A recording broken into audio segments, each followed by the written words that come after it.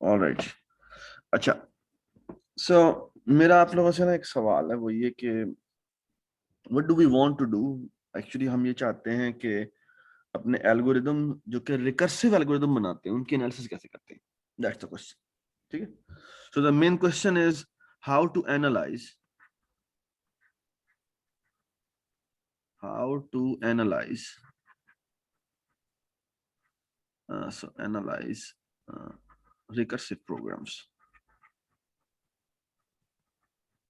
ये मुदस्सिर ने कवर तो नहीं किया था? मेरा नहीं ख्याल नहीं। सर किया था, मैंने ये पढ़ाया था ये।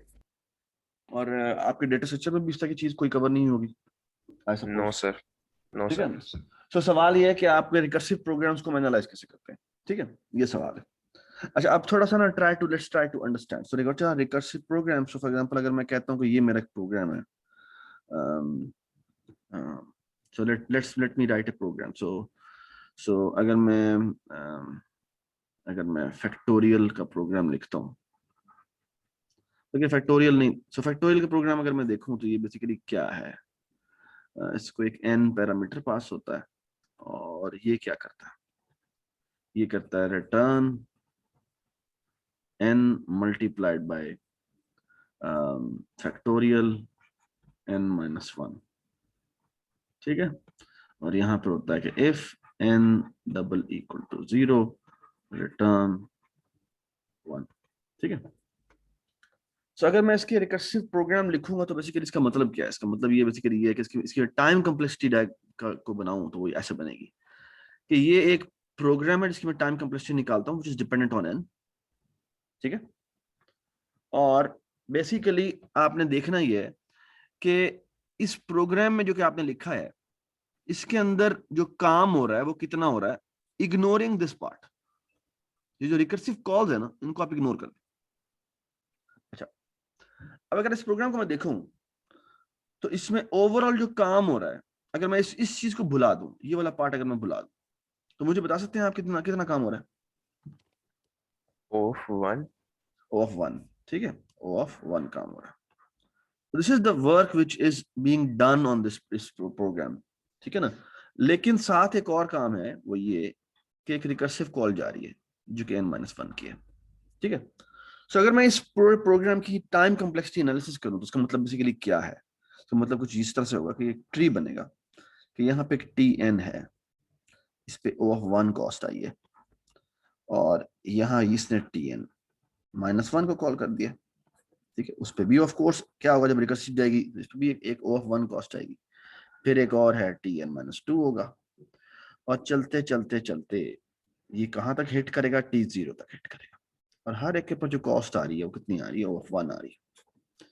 सो कैन यू टेल मी कि इसकी ओवरऑल कॉम्प्लेक्सिटी कितनी है, which is it will be basically the summation of all this part, है ना? सो मुझे O ऑफ वन कितनी दफा ऐड हुआ है? n times. एन n दफा। टाइम। तो हम कहेंगे इसकी कॉम्प्लेक्सिटी जो है वो O ऑफ n है। ठीक है, so what is the complexity of this program? This program की कॉम्प्लेक्सिटी है O ऑफ n। ठीक है, डज इट मेक सेंस? ठीक है, सरफराज, लेकिन जो हम लोगों ने भी पिछली असाइनमेंट में भी किया है, और जो फंक्शंस में होता है वो ये होता है कि लूप के अंदर हम देखते हैं कि क्या चीज जब वो कॉम्प्लेक्सिटीज एड अप होती हैं तो उसमें हम लार्जेस्ट पॉसिबल कॉम्प्लेक्सिटी सिर्फ हम लोग लेते हैं कि कौन सी वाली आपकी कॉम्प्लेक्सिटी बन रही है, तो नहीं उसमें लेकिन उस हिसाब से तो लेकिन ऑफ उसमें वन नहीं बनती। नहीं, वो तब होता है कि अगर मेरे पास लार्जेस्ट से हम कब तब रिप्लेस करते हैं, अगर मेरे पास नंबर ऑफ टर्म्स जो हैं वो कांस्टेंट्स हो। ओके। तो यहाँ पर जो नंबर ऑफ टर्म्स हैं वो कांस्टेंट नहीं है, वो भी O ऑफ n है। तो that's why they become this. So मैं एक और एग्जांपल देता हूँ आपके सामने। मैं एक प्रोग्राम लिख रहा हूँ आपके सामने, आपने उसको थोड़ा गौर से देखना। प्रोग्राम नहीं लिख रहा बल्कि वैसे सिर्फ रिकरेंस लिख रहा हूँ, और वो रिकरेंस ये है कि Tn is equal to let's say plus O of n, और यहाँ हो जाएगा Tn-1। जी, कैन एनीबॉडी टेल मी कैसी कॉम्प्लेक्सिटी कितनी होगी? जी बताएं जी। तो अगर मैं इसका रिकर्जन ट्री बनाऊं तो क्या बनेगा कि ये मेरा ये है जिसपे Tn है, इस पे कॉस्ट कितनी आई है, n आई है, इसने एक और कॉल कर दी है जो कि है Tn-1 की। इस पे कॉस्ट कितनी आएगी अगली दफा, कि यहाँ पर n की वैल्यू n-1 है तो यहाँ पर n-1 आ जाएगा। इसने एक और कॉल कर दिया जो कि tn-2 की है, तो कॉस्ट कितनी आएगी, n-2 आएगी। और करते करते करते ये कहाँ तक जाएगा, tn is equal to 0 तक जाएगा, जो कि है 0। So this become how much? This becomes 0 plus 1 plus 2 plus 3 plus 4 plus da, da, da, da, plus n. And that is how much? O of? Huh? Seriously? ये किसने बोला है?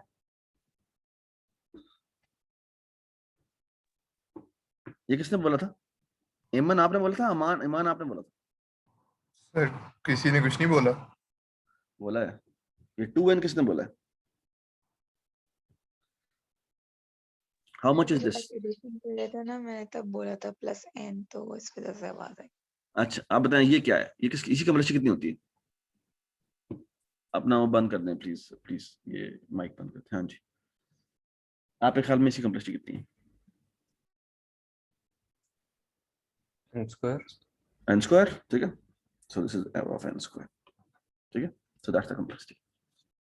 Does it make sense? ठीक है। अच्छा मैं आपके सामने एक और प्रोग्राम लिखता हूँ, ठीक है। रिकर्स लिखता हूँ और रिकर्स कुछ इस तरह की है।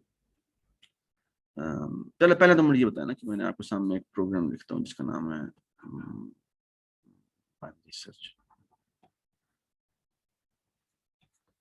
इसके ऊपर एक मुझे नहीं समझ में आया क्या कह रहे हैं आप। मैंने कहा सर जो पिछले पेज पे इक्वेशन लिखी थी tn equals to tn-1 plus on, वो समझ नहीं आई। यार आपको आपकी मुझे आवाज ही नहीं आई, समझ नहीं आई। सरफराज या वो कह रहे कोई पिछले वाले जो पेज पे आपने इक्वेशन लिखी थी tn-1 plus on, ये उसको समझ नहीं आई। हाँ मुझे नहीं पता ये प्रोग्राम मैंने ये tn-1 की इसकी एग्जांपल कैसे बन सकती है, इसकी एग्जांपल कुछ इस तरह की बन सकती है। फॉर एग्जांपल आपको याद है आपने so let me give you an example। Sir इसमें करियन के अंदर n तक लूप लगा हुआ है फॉर यानी बिल्कुल कुछ इस तरह की एग्जांपल मैं आपको सामने खोलता हूँ। so let me open up this so इसका नाम था Algo UCP 2020।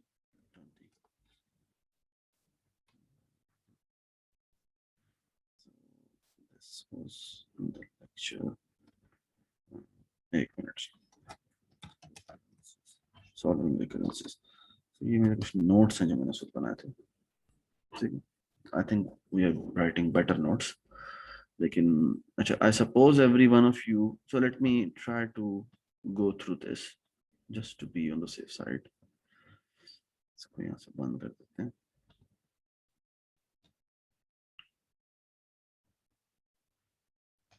So let me full screen। Okay, अच्छा so I suppose you know this is called geometric sequence, ठीक है। and I suppose you also know this is geometric, ये भी arithmetic sequence है जो with a factor of 2। तो इसमें number of terms कितनी होगी, O of n। इसमें number of terms कितनी होगी, n/2 which is again O of n, ठीक है। अगर मेरा k के फैक्टर से इंक्रीज कर रहा है, ठीक है, चेंज आ रहा है, तो उसमें नंबर ऑफ टर्म्स कितनी होगी, n/k, where if n is k is constant, this is O of n, ठीक है। so अगर k की वैल्यू कांस्टेंट नहीं है, जैसे यहाँ पर log n के फैक्टर से वो एक प्लस करता जा रहा है, तो इसकी जो कॉम्प्लेक्सिटी होगी वो O of n/log n होगी, ठीक है। और इसी तरह अगर मैं सीरीज की बात करूं तो 1 से लेकर n तक अगर मैं सम करूं तो this comes out to be O of n square, ठीक है। और वो हमने दो बार प्रूफ किया था कि इसमें हर एक को बड़ी टर्म से रिप्लेस कर दो, और छोटी को रिप्लेस करने के लिए पहले हमने क्या किया था, उसकी हाफ टर्म इग्नोर कर दी थी, और हाफ टर्म इग्नोर करने के बाद हमने क्या किया था, फिर हमने हर एक को छोटी वाले से रिप्लेस किया था और आंसर आ गया था, ठीक है ना। Does it make sense, does it make sense? Yes sir. ठीक है। So let's now talk about, अगर मैं इस n की जगह log n रख दूं तो ये जो समेशन बन जाती है वो O of log square n बन जाती है, ठीक है। डजंट मैटर, इस n की जगह मैं कुछ भी रख दूं, तो अगर मैं t रख दूं तो वो t स्क्वायर हो जाएगा, ठीक है ना। और अगर मेरी एक्स सीरीज है जो कि 1 स्क्वायर 2 स्क्वायर 3 स्क्वायर है, so this comes out to be how much? O of n cube. और बड़ा सिंपल सा इसका आंसर है कि there are n terms, every term is replaced by n square, so that will be equal to n time n square, that is equal to n of n cube. और lower bound के लिए आप half terms ignore कर दें, ठीक है, half या fraction of n ignore कर दें और सबसे छोटी वाली से रिप्लेस कर दें, तो there will be O of n number of terms and every term will be, वो जो फ्रैक्शन आपने रिमूव किया वो n की फॉर्म में आ गया, ठीक है। सो एवरीबॉडी अंडरस्टैंड, ठीक है। उसके बाद था ज्योमेट्रिक सीक्वेंस। ज्योमेट्रिक सीक्वेंस पे कितनी नंबर ऑफ टर्म्स होती हैं n तक पहुंचने के लिए? log n, log base 2n, ठीक है। और अगर 3 के फैक्टर से कर रहा हो तो log base 3n हो जाएगा, ठीक है। और अगर k के फैक्टर से इंक्रीज हो रहा है तो log base kn हो जाएगा, ठीक है। ज्योमेट्रिक सीरीज की बात करें तो वो होता है कि अगर मैं 1 से लेकर n तक सम करूं या n से लेकर 1 तक सम करूं, this comes out to be how much? Less than और इक्वल टू 1, ठीक है, कि 2 का फैक्टर है तो, ठीक है। और इसका बड़ा इजी हमने प्रूफ किया था कि ये n को कॉमन ले लेते हैं और this comes out to be 1 square का आपका के 2 स्क्वायर तो हमने बनाए थे, तो दिस इज 1 इन एक स्क्वायर फिल हो गया, फिर उसका हाफ फिल हो गया, फिर उसका हाफ फिल हो गया, फिर उसका हाफ फिल हो गया, और ये कभी भी फिल नहीं होगा। Does it make sense? This comes out to be less than और इक्वल टू 2 और लेस देन और इक्वल टू n हो जाएगा, ठीक है। और इवन 3 के केस में भी ये प्रूफ काम करता है और 4 के केस में भी ये प्रूफ काम करता है, ठीक है। अगर मैं n तक जाऊंगा तो ये O of n होगा, और अगर मैं n स्क्वायर तक जाऊंगा तो ये n लेस देन और इक्वल टू 2n स्क्वायर हो जाएगा, और अगर ये t तक जाएगा तो ये लेस देन और इक्वल टू 2t हो जाएगा, ठीक है। इट डजंट मैटर कुछ भी हो, ठीक है। और ज्योमेट्रिक सीरीज का ये एक प्रूफ है, ये यहाँ पे दिया हुआ है, which you can do that, ठीक है। ऑलराइट, अच्छा अब मुझे ये आपके सामने एक प्रोग्राम दिया हुआ है, ये एक प्रोग्राम बबल अप, और ये मैंने जो हाईलाइट किया है, इस just look at this program. ये प्रोग्राम क्या कर रहा है? इस प्रोग्राम की रिकरेंस में अगर लिखने को कहूं तो क्या रिकरेंस बनेगी? बबल सॉर्ट, और ये बबल अप कॉल करता है। अगर बबल अप ट्रिप रिटर्न करते हैं तो ये दोबारा से बबल सॉर्ट कॉल कर देता है। ये कल मैंने कोड भी किया था।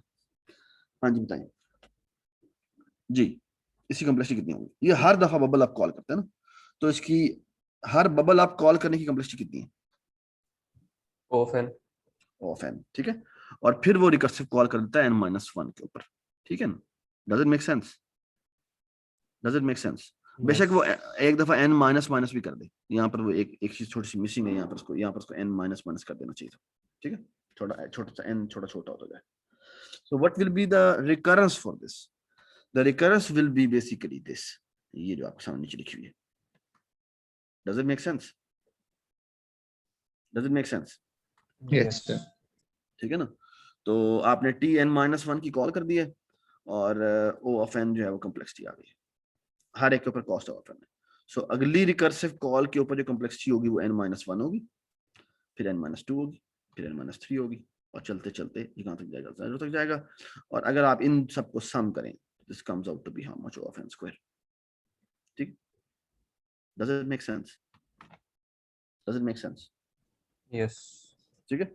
अच्छा अब मैं आपसे एक सवाल करता हूँ, और वो सवाल बड़ा सिंपल सा। You remember binary search? Binary search क्या करता था? यार इसको तो मैं साइड पे करूँ, प्लीज चैट में आप ना लिखा करें, आपकी सारी वीडियो रिकॉर्डिंग खराब हो जाती है। तो आप जब मैं कहूँ कि टाइम अपनी अटेंडेंस डालें, उसके बाद आप ना डालें, जिससे वो आपकी रिकॉर्डिंग की ना ऊपर वो पैच लिखा आ जाता है, तो वो खराब हो जाता है। हाँ जी बताएं क्या करें हम? बाइनरी सर्च क्या करता है? एक SI दिया हुआ है और एक EI दिया हुआ है, तो हम क्या करते हैं? हम एक मिड कैलकुलेट करते हैं। Mid index is equal to क्या होता है, याद है? So SI plus EI divided by 2, ठीक है। और हम करते क्या हैं कि हाँ भाई, अगर A की MI के ऊपर क्या होता है, सॉरी एक T वैल्यू भी पास होती है यहाँ, ठीक है। ये मैंने पैरामीटर पास किया SI, EI और T, ठीक है। सो अगर जो MI के ऊपर वैल्यू पड़ी हुई है वो T के बराबर है, तो हम रिटर्न कर देंगे क्या? MI, ठीक है। एल्स इफ जो AMI है इसके ऊपर जो वैल्यू पड़ी हुई है, if that is greater then T, अगर वो ग्रेटर देन है तो इसका मतलब मुझे क्या करना चाहिए? मुझे दोबारा कॉल करना चाहिए बाइनरी सर्च, ठीक है, बाइनरी सर्च। और इसमें हम क्या भेज देंगे? A भेज देंगे हाँ जी, अगर मिड में वैल्यू जो पड़ी हुई है जो सर्च करनी है उससे बड़ी है तो उसका मतलब लेफ्ट हाफ में होगा राइट हाफ में होगा? जी बताएं। Right half. और लेफ्ट हाफ में होगा यार, क्या होगा? Left half. लेफ्ट हाफ में पड़ा होगा, ठीक है ना। तो मैं क्या करूंगा, लेफ्ट इंडेक्स को कुछ नहीं कहूंगा और जो राइट इंडेक्स है वो हो जाएगा mi-1, ठीक है।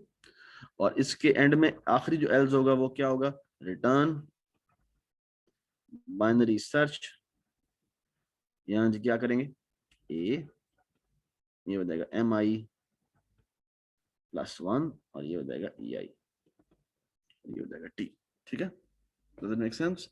और ऑफ कोर्स जो बाइनरी सर्च है वो आपने कॉल कैसे करना है, ये एक्सपेक्ट करता है कि मेरी अरे सॉर्टेड है, इसको अरे पास होती है और एक वैल्यू टी पास होती है, ठीक है। और ये क्या करता है, ये ऑफ कोर्स एक इंटीजर रिटर्न करेगा और ये क्या करेगा, ये इस रिकर्सिव बाइनरी सर्च को कॉल कर देगा, ठीक है। और इसमें क्या भेजेगा, इसमें ए भेज देगा, आखिर में टी भेज देगा, एस आई की जगह 0 भेज देगा और ई आई की जगह ऑफ कोर्स इसका यहाँ पे साइज भी पास हो रहा है, तो ये भेज देगा साइज -1 जो कि इसका ई आई बन जाता है, ठीक है। और ये जो रिटर्न करेगा इस फंक्शन का काम है कि ये भी इसको रिटर्न करेगा, ठीक है। Does it make sense?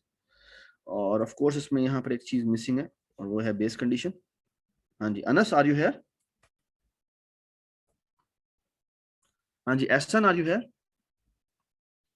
थोड़ा सा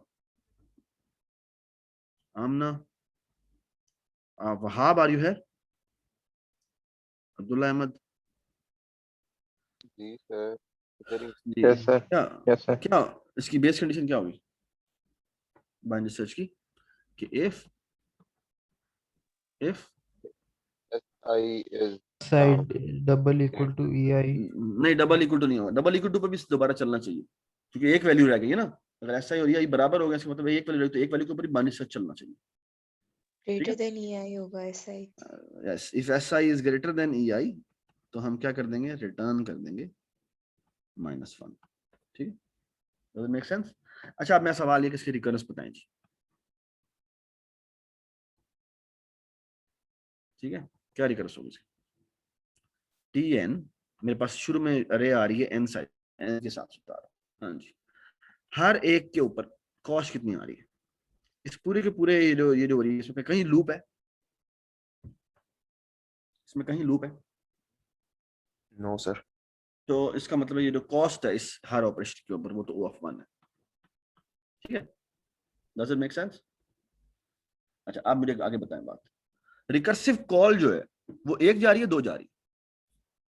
दो। दो। तो मुझे सिर्फ ये बताएं, लेकिन at one time recursive call जो होती है वो दोनों जा सकती हैं? नो, नहीं, एक जाती नो है। सर। No sir. नो।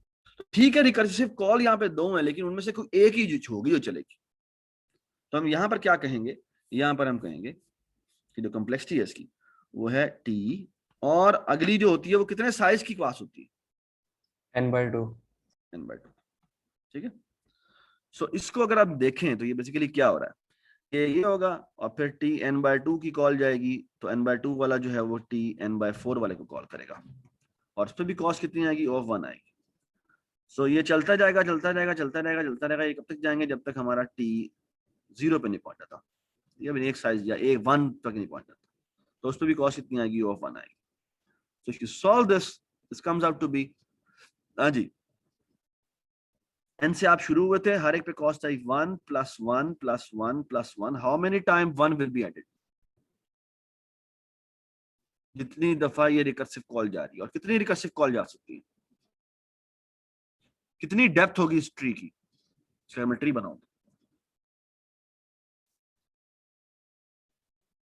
देखें एक चीज है जो n से शुरू हुई, फिर n/2 हो गई, फिर n/4 हो जाएगी और चलते चलते 1 तक चली गई।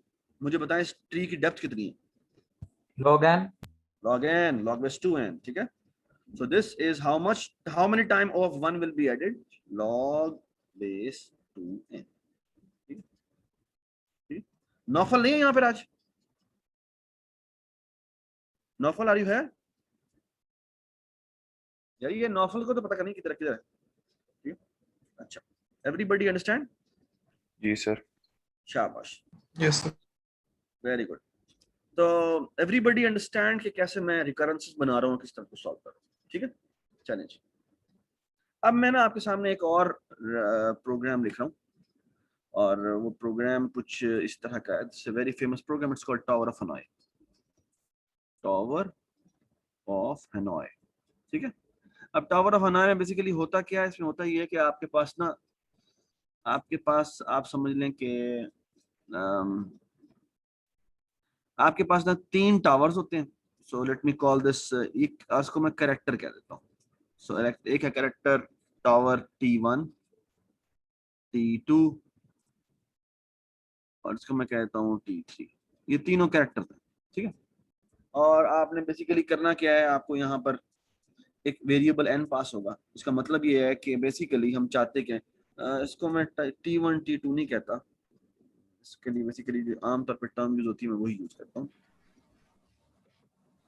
जी, क्या टर्म यूज होती है याद है आपको? एक को हम कहते हैं कि वो हमारा क्या है यार, ये किसी का माइक चल रहा है, प्लीज वो बंद कर दो। एक होता है सोर्स, जिसको हम S कह देते हैं।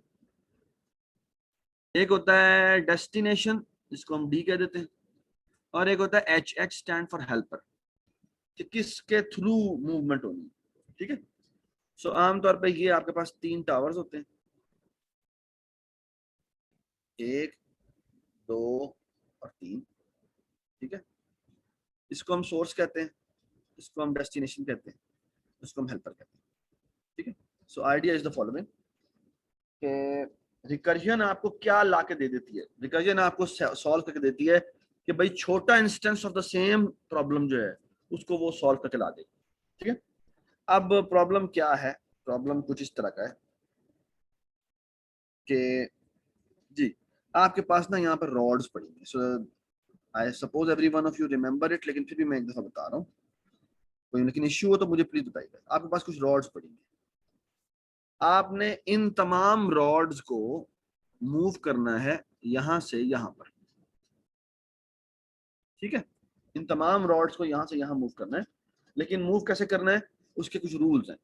और वो रूल ये हैं, और वो रूल बड़े सिंपल से हैं। वो कहता ये है कि किसी बड़ी रॉड के ऊपर, so if x is greater than y, ये दो रॉड हैं, इसके अंदर को मैं x और y कह रहा हूं। If x is greater than y, then this order will be wrong, कि y है, y के ऊपर x पड़ा हुआ है, ये अलाउ नहीं है।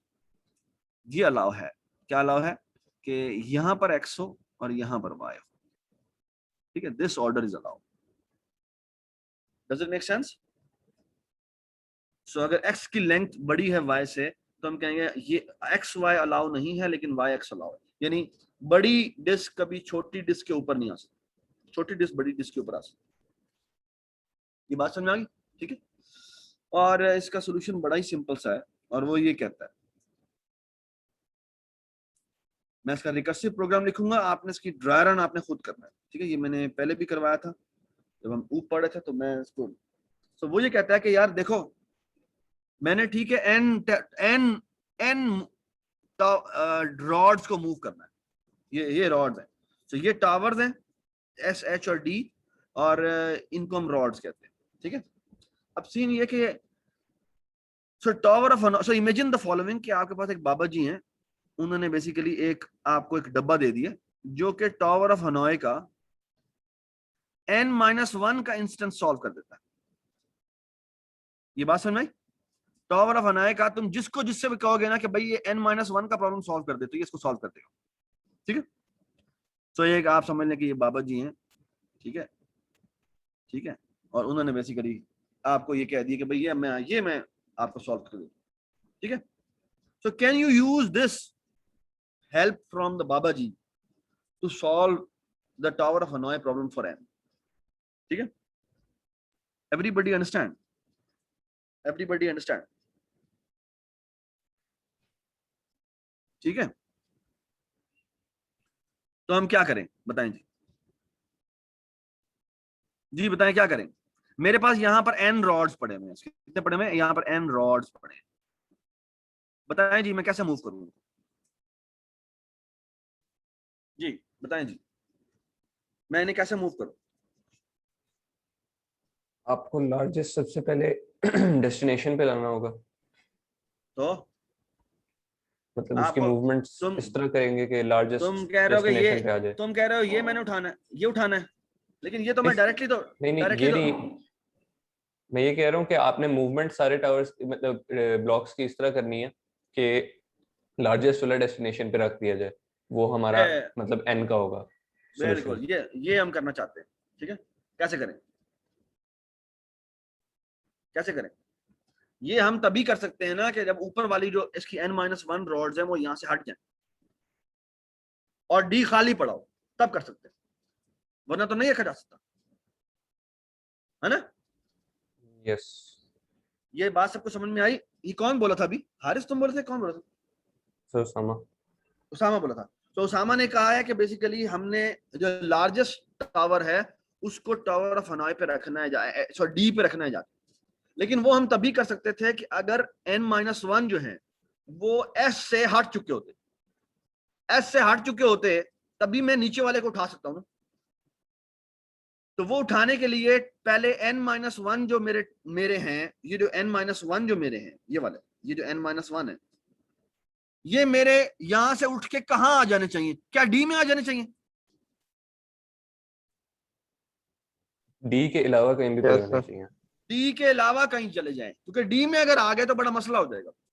क्यों, क्योंकि अगर उसके ऊपर रखना एक इम्पॉसिबिलिटी है। ये सबको समझ में आई बात। तो हम एक काम करते हैं कि ये जो n-1 रॉड्स हैं, ये जो n-1 रॉड है, इनको हम उठा के किसी तरह यहां रखवाते हैं। किसमें रखवाते हैं, एच में। लेकिन ये काम कौन करेगा, बाबा जी। बाबा जी। क्यों कर सकते हैं ये बाबा जी, क्योंकि उन्होंने कहा था आपको कि मुझे कोई भी n-1 का प्रॉब्लम सॉल्व करना है तो मैं हाजिर हूं, ठीक है।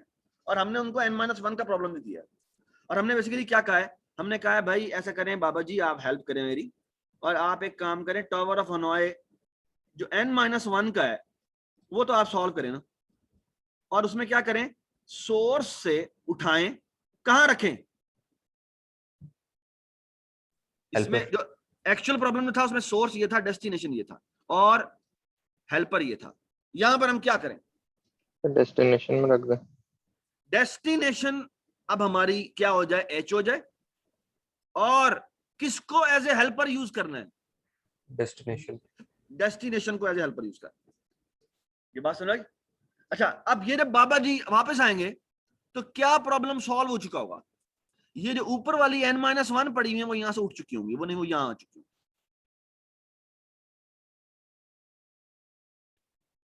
ये समझ में आ गई बात, ठीक है। तो ये जो ऊपर यहां पड़ी हुई है ये यहां से गायब हो चुकी होंगी, ये यहां से गायब हो चुकी है। तो लेट मी इरेज देम। हाँ जी, अब आपका क्या काम करना बाकी है मुझे बताएं। एस पे जो भी ब्लॉक पड़ा हुआ है उसको बस डी पे रखना है। सो मूव, सो यहां पे लिखूंगा मैं सी आउट, मूव, ठीक है, मूव nth रॉड फ्रॉम, हाँ जी बताएं कहां से कहां मूव करना है, फ्रॉम कहां से कहां, from starting S, tower to destination tower, S to destination D. बात समझ आ गई, ठीक है। और क्या करेंगे, अब जब ये कर देंगे तो इसकी वजह से क्या होगा, बताएं जी क्या होगा, ये रॉड यहां से निकल गया और कहां आ गया, बताएं जी, ये रॉड आ गया यहां पर। अब क्या करें, एक और काम करना बाकी है, क्या काम करना बाकी है, फिर एक और रिकर्सिव कॉल करनी पड़ेगी हमें टू वेरी गुड। अब हमें एक और रिकर्सिव कॉल करनी पड़ेगी टावर ऑफ हनोई की, और उसमें क्या करना पड़ेगा, उसमें हम कहां से कहां मूव करेंगे ये बताएं। फिर हेल्पर से पहले हम लोग उसको रखेंगे सोर्स पे, और नहीं ऐसा फिर कोई कहना, ये बाबा जी ने करना है, तुम्हें टेंशन लेने की जरूरत नहीं है, ठीक है ना। तो बस मुझे बताओ प्रॉब्लम की कॉल क्या होगी, n-1 मैंने रॉड्स अब मूव करनी है, कहां से कहां मूव करनी है, हेल्पर से उठाओ, कहाँ भेजो?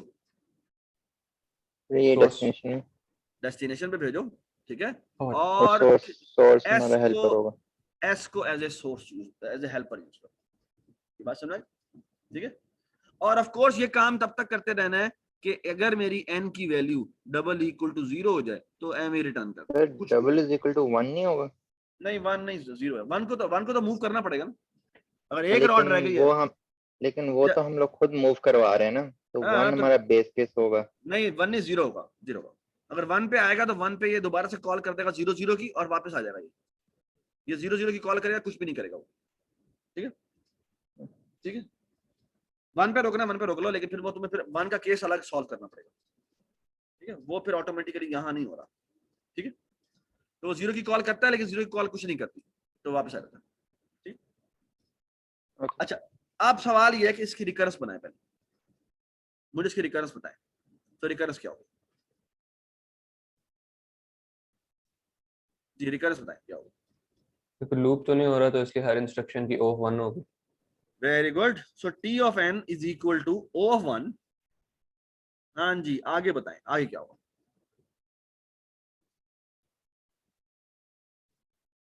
बताएं जी, आगे क्या होगा? T of n minus 1। जी, एक तो मेरी ये कॉल जा रही है रिकर्सिव और एक कॉल ये जा रही है। कितनी रिकर्सिव कॉल जा रही है?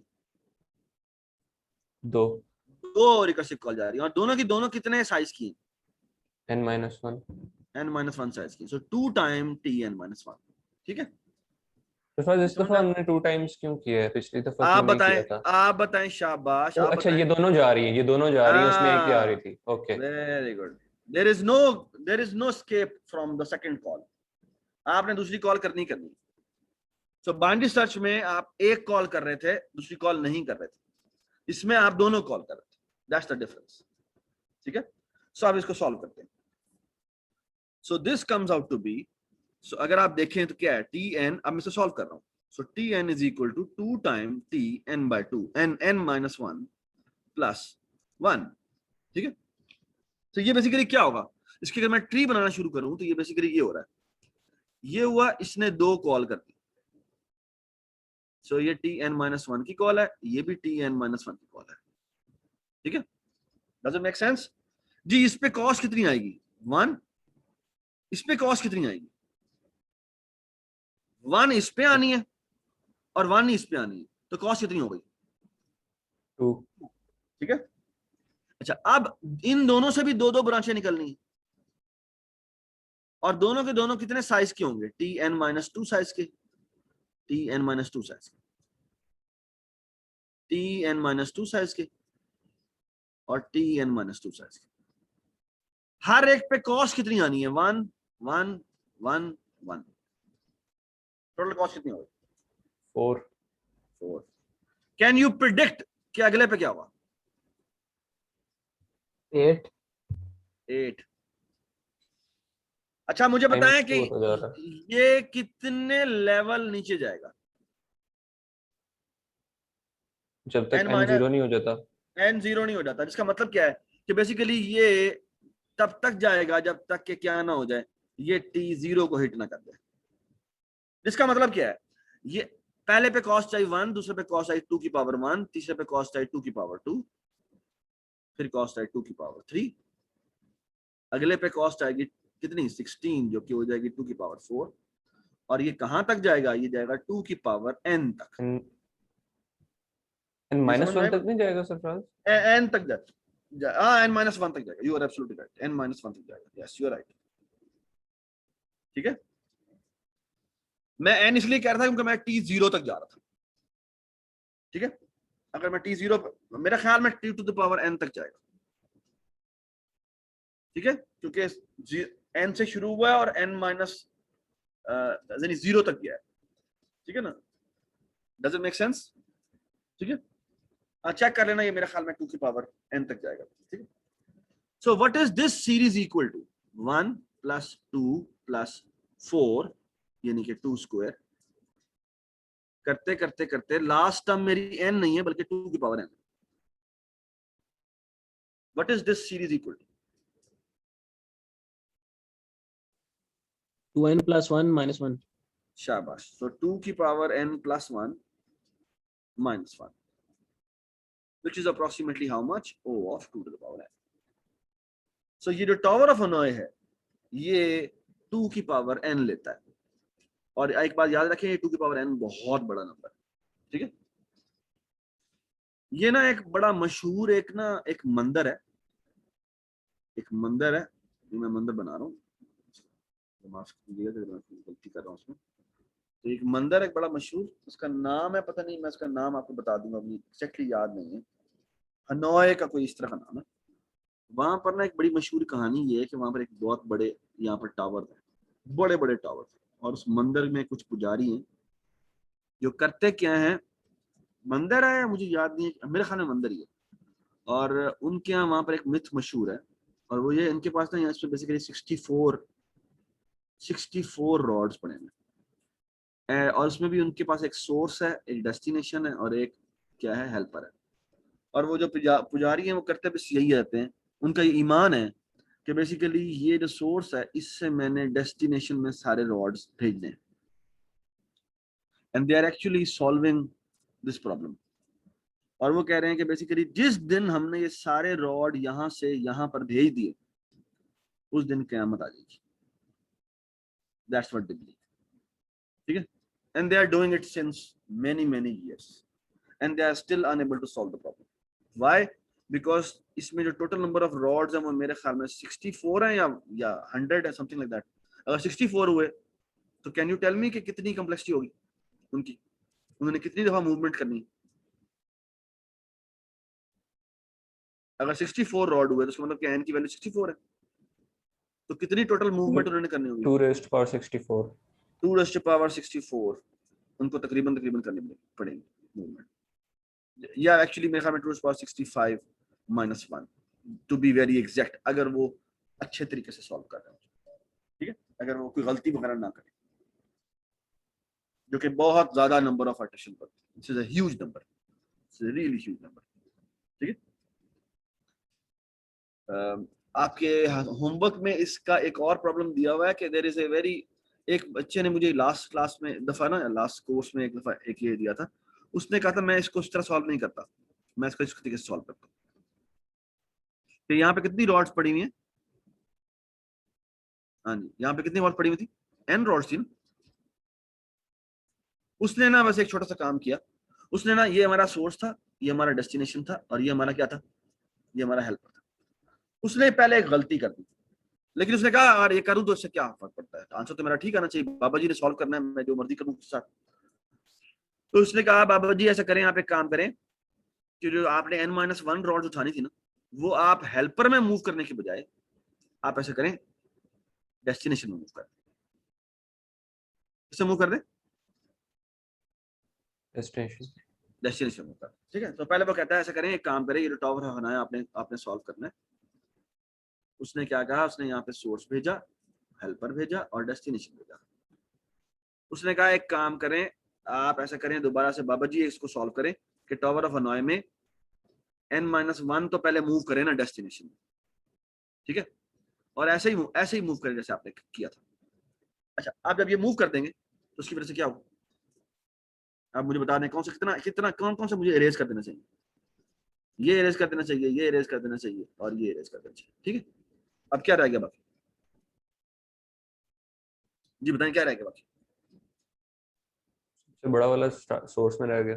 ठीक है ना. तो वो कहता है मैं सोर्स में नहीं डाल सकता, जो सोर्स में रह गया उसको मैं हेल्पर में डाल देता हूँ. तो वो कहता है सी आउट. ठीक है. Move n from s to h. तो क्या होगा, क्या कहां से कहां मूव हो जाएगा? ये यहां से उठा और कहां आ गया? हेल्पर पे आ गया. ठीक है. यहाँ पे आ गया. अब वो कहता है यार देखो ये देखो मैंने यहाँ से तो उठा दिया. अब वो कहता है डेस्टिनेशन, ये इन सारों को उठा के यहाँ ले जाओ. कहाँ ले जाओ जी, कहाँ ले जाओ? वो कहता है अब दोबारा, वो कहता है कि आप ऐसा करो, टावर ऑफ हनोई को दोबारा उठाओ. है तो n-1 का इंस्टेंस, मैं जितनी दफा मर्जी मूव करूं. तो वो कहता है आप ऐसा करें, डेस्टिनेशन से उठाएं, सोर्स पे मूव करें, और सॉरी डेस्टिनेशन को से उठाएं हेल्पर को हेल्पर ही यूज करें, और क्या करें आप बेसिकली आप सोर्स पे मूव कर दें, ठीक है ना। अच्छा बाय द वे, आप helper as a helper use हो सकता है क्योंकि सबसे बड़ी रॉड नीचे पड़ी हुई है, तो तमाम के तमाम बाय इंडक्शन तमाम के तमाम इसके ऊपर आ सकते हैं, तो प्रॉब्लम नहीं है, ठीक है। अच्छा, अब इसका मतलब क्या है, ये तीनों यहां से उठेंगे और ये उठ के कहाँ आ जाएंगे जी, ये उठ के कहाँ आ जाएंगे, सोर्स पे वापस आ जाएंगे। तो मैं यहाँ पे सोर्स पे वापस ले आता हूँ, 1 2 और यहाँ पे 3।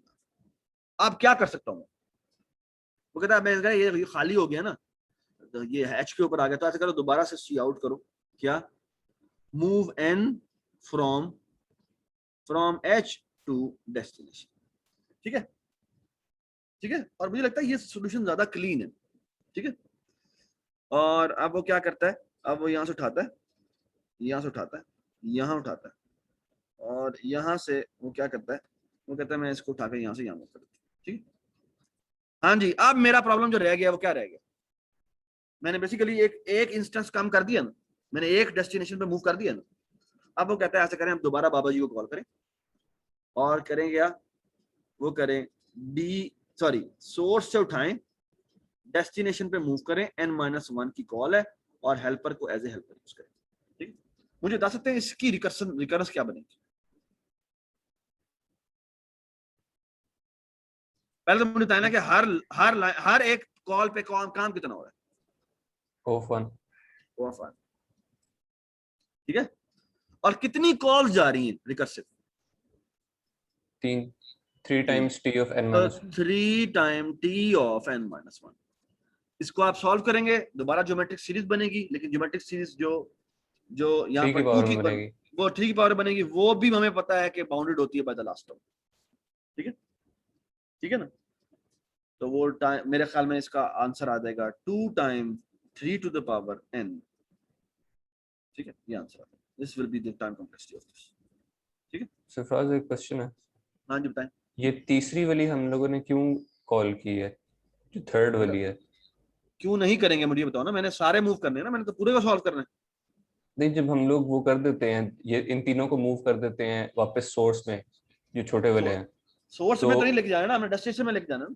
वो तो ठीक है, वो जब हम कर लेते हैं उसके बाद जब ये वापस तो ऊपर वाली पे जाएगा, तो उसमें वो सारों को दोबारा मूव करना स्टार्ट नहीं कर देगा ऑटोमेटिकली?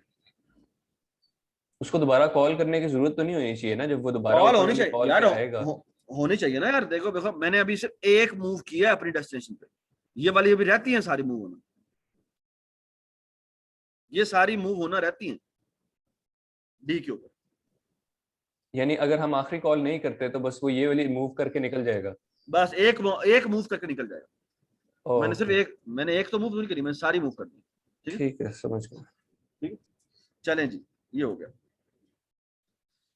तो ये हमने टावर ऑफ अनाई प्रॉब्लम कर लिया, ठीक है। अब एक बड़ा मजेदार पॉइंट है, वो ये पॉइंट है कि बेसिकली ये हम कैसे सॉल्व करें कि ना, एक ना मैं आपको जेनेरिक इंस्टेंस बताता हूँ, और वो जेनेरिक इंस्टेंस ये है। सो एक minute, let me go through this कि मैंने, चलो देखिए ये रिकरेंस किसके बाद, ये रिकरेंस आप कैसे सॉल्व करेंगे, n स्क्वायर की कॉस्ट आ रही है। तो अगर आप इसको देखें तो बेसिकली ये क्या हो रहा है, हर दफा कॉस्ट n स्क्वायर आ रही है, तो ये अगली दफा n-1 पे भी n स्क्वायर n-1 स्क्वायर आ जाएगी, n-2 स्क्वायर आ जाएगी, और इसकी कॉम्प्लेक्सिटी कितनी हो जाएगी बता सकते हैं आप? इन सबको हम सम करेंगे तो 0 square 2 square 1 square 2 square 3 square, और ये n स्क्वायर तक जाएगा, n क्यूब हो जाएगा। तो यू कैन एक्चुअली सी कि ये n क्यूब आ जाएगा, ठीक है जी। ये देखिए जी, ये एक और रिकरेंस है जो आपके सामने नजर आ रही है। ये किसकी रिकरेंस है बता सकते हैं आप जी? Binary search. ये बाइनरी सर्च की रिकरेंस है, ठीक है। अच्छा, ये आपके सामने एक और रिकरेंस दी गई है, ये जो आपके सामने रिकरेंस दी गई जी। इसमें बेसिकली क्या हो रहा है, इसमें हो ये रहा है कि बेसिकली ये रिकरेंस है। इसमें बेसिकली क्या हो रहा है कि बेसिकली हर दफा जो कॉस्ट आती है वो ओ ऑफ एन कॉस्ट आती है, लेकिन अगला इंस्टेंस जो है वो छोटा हो जाता है। जब अगला इंस्टेंस छोटा हो जाता है तो इसका मतलब है बेसिकली ये क्या हो जाएगा, ये हमने प्रॉब्लम किया था, कौन सा प्रॉब्लम है ये कौन सी एग्जांपल है जो हमने की थी पहली क्लास में? हमने एक एग्जांपल की थी जो इस रिकरेंस को फॉलो कर रही थी। कैसे, कौन सा प्रॉब्लम था वो? ये वो मॉडिफाइड बाइनरी सर्च वाला है? नहीं, मॉडिफाइड बाइनरी सर्च नहीं, हरगिज नहीं। बाइनरी सर्च में तो हर स्टेप पे कॉस्ट ओ ऑफ 1 होती है, यहां पर कॉस्ट ओ ऑफ n है। ये हमने एक जगह किया था, क्या किया था बताएं जी, बताएं। सर इस टाइप पे हमने किया था बबल सॉर्ट, जिसमें n-1 होती नहीं, रहती है, लेकिन नहीं, n/2 को नहीं, नहीं मुझे याद। n/2 तो नहीं होती ना वो, फिर n-1 होती है वो। ये हमने कहाँ किया था प्रॉब्लम, बताएं मुझे जी। पहली क्लास में मैंने एक प्रॉब्लम किया था जो सबसे आखिर में जाके किया था, वो कहाँ किया था याद? वो बिट कॉम्प्लेक्सिटीज लास्ट बिट्स वाला। एग्जैक्टली। तो हम क्या करते थे, हम बिट्स काउंट करते थे, तो कितनी नंबर ऑफ बिट्स को हम रीड करते थे, n नंबर ऑफ बिट्स को हम रीड करते थे, ठीक है। और अगर जीरोस ज्यादा होते थे, वंस कम होते थे, तो हम जीरोस को इग्नोर कर देते थे, है ना। और बेसिकली हम कहते थे हाँ भाई आप ऐसा करो, आप दोबारा ढूंढो और वंस में ढूंढो कि वो क्या मिसिंग है, और वो उसमें मैक्सिमम कितनी कॉल्स होती हैं, वो n/2 से कम होती है बेसिकली, तो रिकरेंस उसकी ये बनेगी। और अगर हम इसको सॉल्व करेंगे तो बेसिकली अगली दफा n/2 कॉस्ट आएगी, फिर n/4 की कॉल हो जाएगी, फिर n/8 की कॉल हो जाएगी। And if you solve this comes out to be this arithmetic series, geometric series, and we know that this complexity is how much, 2n, ठीक है। does it make sense? does it make sense? Yes sir. ठीक है। अच्छा, इस तरह एक और example है जो कि आपके सामने ये पड़ी हुई है, और वो ये है, वो कहता है कि अगर मेरी कॉम्प्लेक्सिटी में यहां पर अगेन प्रॉब्लम n/2 से रिड्यूस हो रहा हो, लेकिन यहां पर O of n नहीं है, यहां पे O of n स्क्वायर है, तो O of n स्क्वायर करने से क्या होगा, कोई फर्क नहीं पड़ेगा। तो इसके ऊपर मैं बाद में आता हूं, इसके ऊपर मैं थोड़ी देर बाद आता हूं, बल्कि मैं आ सकता हूं अभी। तो ये बेसिकली क्या है, ये किस फैक्टर से रिड्यूस हो रहा है, ये बताएं। ये दफा n/2 स्क्वायर हो जाएगा, फिर n/n स्क्वायर बाय 16 हो जाएगा, ऐसे होगा ना, ठीक है ना। तो अगर मैं इसको सॉल्व करूं तो ये बेसिकली क्या बनता है, सो अगर मैं यहाँ पे लिखता हूँ tn is equal to tn/2 की कॉल जा रही है, लेकिन हर एक पे कॉस्ट जो आ रही है वो n स्क्वायर आ रही है, ठीक है। तो ये बेसिकली क्या बन जाएगा, ये अगली दफा दोबारा कॉल जाएगी, इसमें मेरा क्या हो जाएगा, ये हो जाएगा tn/2 इज इक्वल टू, ये दोबारा कॉल करेगा n/4 को, और जो कॉस्ट आएगी वो आ जाएगी n/2 स्क्वायर, है ना, which is how much, n square by 4, ऐसे ही है ना। डज इट मेक सेंस और इट डजंट मेक सेंस, क्योंकि बेसिकली क्या होना है, n/2 का स्क्वायर आना है ना, तो n स्क्वायर बाय 4 हो जाएगा। और अब आएगी कॉस्ट कितनी, n/4 की कॉल जाएगी, जो कि n/8 को कॉल करेगी, लेकिन n/8 कॉल करने से पहले n की कॉस्ट आ जानी है, जो किसके बराबर है, जो n/4 है और इसका स्क्वायर, जो कितना हो जाएगा, n स्क्वायर बाय 16, है ना। Does it make sense. और ये इस तरह से नीचे होता जाएगा, कहां तक जाएगा, 1 तक जाएगा। इसको मैं लिख सकता हूं कैसे भला, कि ये n स्क्वायर है, अगली दफा वो n स्क्वायर बाय 4 हो जाता है, अगली दफा वो n स्क्वायर बाय 4 हो जाता है, जो कि n स्क्वायर बाय 16 हो जाता है। और करते करते अगर आप देखें तो ये 4 के फैक्टर से डिक्रीज हो रहा है, तो अगली दफा यहाँ पे 16 आएगा, यहाँ पर 4 आएगा, और यहाँ पर 1 आएगा, ठीक है ना। इस तरह की कोई सीरीज बनेगी। कैन यू टेल मी कि इसकी कॉम्प्लेक्सिटी कितनी है, इसको मैं यूं भी लिख सकता हूँ, 1 + 4 + 16 प्लस 16 का 4 कितना होता है, 64, करते करते करते आखिर में कहां तक जा रहा है, n स्क्वायर तक जा रहा है। आपको ये याद है कि 1 + 2, बिल्कुल जी, 2 + 4 करते करते करते जब अगर वो n तक जाता है तो ये होता है लेस देन और इक्वल टू 2n। अगर मैं यहाँ पे स्क्वायर कर दूं तो ये 2n स्क्वायर हो जाएगा, ठीक है। और अगर मैं 3 का फैक्टर कर दूं तब भी ऐसे ही रहेगा, 3 स्क्वायर, और करते करते करते अगर मैं n स्क्वायर तक जाऊं तो ये लेस देन और इक्वल टू 2n स्क्वायर ही रहेगा, ठीक है। तो इसकी कॉम्प्लेक्सिटी कितनी हो जाएगी, लेस देन और इक्वल टू 2n स्क्वायर।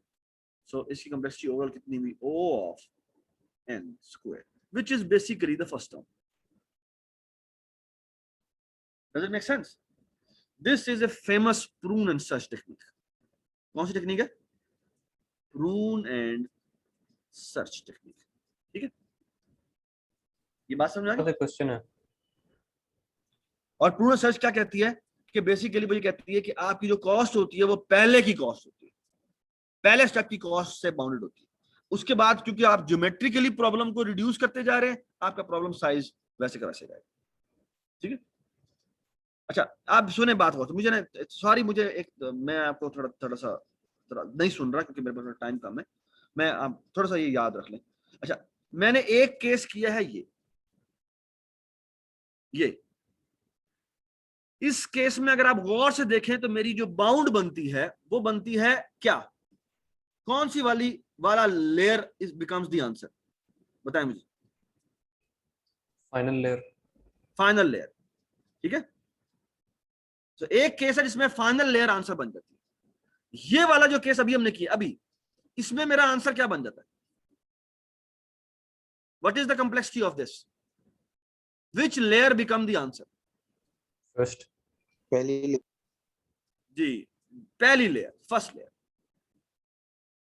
ठीक है, and then there is a third case, and that third case is extremely important.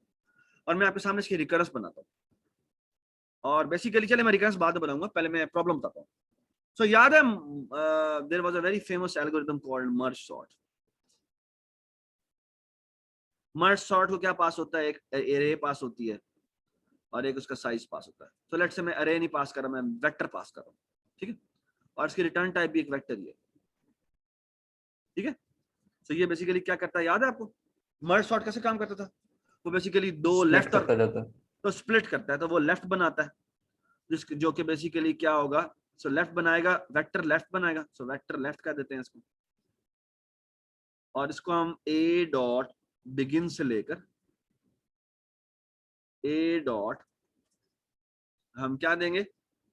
A dot, इसको हम लिख देते हैं ए dot begin plus A dot size divided by 2।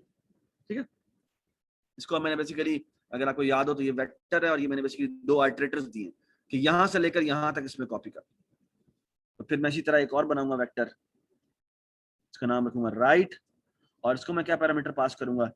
A dot begin plus A dot size divided by 2 से लेकर ए dot and तक copy कर दो।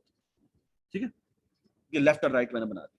ठीक है, अच्छा इसमें कहीं ये तो नहीं होगा कि आखिरी एलिमेंट यहां पर भी कॉपी हो गया, यहां पर भी कॉपी हो गया, क्योंकि दोनों के दरमियान में इंडेक्स सेम नहीं। ये बेसिकली करता क्या है काम? बेसिकली ये बेसिकली कॉपिंग करता है ना, ये बेसिकली इस तरह की, मैथमेटिक्स में तुमने ये चीज पढ़ी होगी, याद है? यहां से ये और यहां से ये, इसका मतलब पता क्या होता है? Inclusive exclusive. हाँ, इंक्लूसिव एक्सक्लूसिव। हाँ, इसमें बाउंड्री इंक्लूडेड होती है और ये वाली बाउंड्री इंक्लूडेड नहीं होती। तो ये आखिरी इंडेक्स इंक्लूड नहीं करेगा, वो इंडेक्स यहाँ पे इंक्लूड रहेगा। ठीक है, और ये जो एंड होता है, एंड बेसिकली आप समझ लें कि आर्टिटेटर का ऐसा इंडेक्स होता है कि अरे की साइज, वेक्टर के साइज से आगे का वो इंडेक्स देता है। ठीक है, जैसे फॉर एग्जांपल अगर मैं 10 साइज की अरे बनाऊं तो A dot end will be the pointer to A 10th location. हालांकि अरे कहां तक जाती है? अगर मैं अरे बनाता हूं 10 साइज की, तो मेरे इंडेक्स कहां से कहां तक होंगे? ए 0 से लेकर कहां तक होंगे? ए 9 तक होंगे। लेकिन ये ए डॉट एंड जो है वो 10th का एड्रेस देता है। 10th का एड्रेस देने से क्या होगा? बेसिकली वो उसको इंक्लूड नहीं करेगा और वो बेसिकली 9 तक कॉपी कर देगा। ठीक है, और फिर हम क्या करते हैं? बेसिकली यहां पर हम दोबारा से मर्ज सॉर्ट दोबारा कॉल कर देते हैं, और मर्ज सॉर्ट कॉल करते हैं लेफ्ट के ऊपर, और मर्ज सॉर्ट कॉल करते हैं इसके ऊपर राइट के ऊपर। ठीक है, तो मर्ज सॉर्ट इन दोनों को क्या करेगा? इन दोनों को बेसिकली सॉर्ट कर देगा।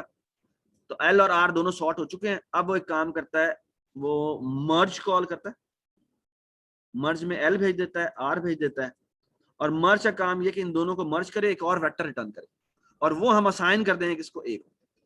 ठीक है, और एक बात याद रखिएगा, ये ए बाय रेफरेंस पास होता है। अगर बाय रेफरेंस नहीं पास करेंगे तो वो उसके अंदर चेंजेस नहीं करेगा। ठीक है, ये ध्यान रखिए। अच्छा, आप मुझे एक बात बताएं, ये जो मर्ज की कॉम्प्लेक्सिटी होती है वो कितनी होती है? ओ ऑफ कितनी होती है? Number of elements. of n number of elements in L and R combine, जो किसके बराबर है? बेसिकली इनपुट में तो A मिल रहा है ना, उसका साइज n के बराबर है, तो उसके हिसाब से अगर मैं कहूं तो किसके बराबर आएगा? L और R में क्या आता है? ये L और R ये भी कंस्ट्रक्ट हुए बाय द वे। इसी कॉम्प्लेक्सिटी कितनी है? इस स्टेप की कॉम्प्लेक्सिटी कितनी है जो मैंने डिवाइड किया दो हिस्सों में? n of n. O of n। और मर्ज की कॉम्प्लेक्सिटी कितनी है?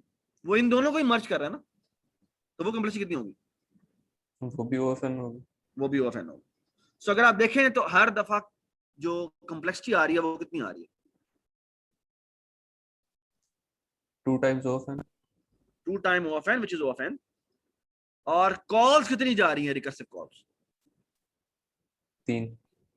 3 तो नहीं है बेटा, रिकर्सिव कॉल 2 है और मर्ज की कॉल जो है वो 1 है। और मर्ज different है. इज डिफरेंट, सो वो ऑफ n लेता है, ठीक है ना जी? बताएं जी। सो ये रिकरेंस क्या बनेगी? t of n 2 times t of n by 2. शाबाश, 2 टाइम t n by 2, ठीक है। अच्छा, अब इसका मैं रिकर्जन ट्री बनाता हूं आप सामने। सो ये है आपका tn, इस पे कॉम्प्लेक्सिटी कितनी आई? O ऑफ n आई। इसने 2 रिकर्सिव कॉल की, ये है tn by 2 और ये है tn by 2। अब क्योंकि प्रॉब्लम साइज हाफ हो गया है तो इसके ऊपर भी कॉम्प्लेक्सिटी कितनी आएगी? n by 2 आएगी। और इस पे भी कॉम्प्लेक्सिटी कितनी आएगी? n by 2 आएगी। तो मुझे बताएं इस लेयर पे कॉम्प्लेक्सिटी कितनी है, इस लेवल पे कॉम्प्लेक्सिटी कितनी है?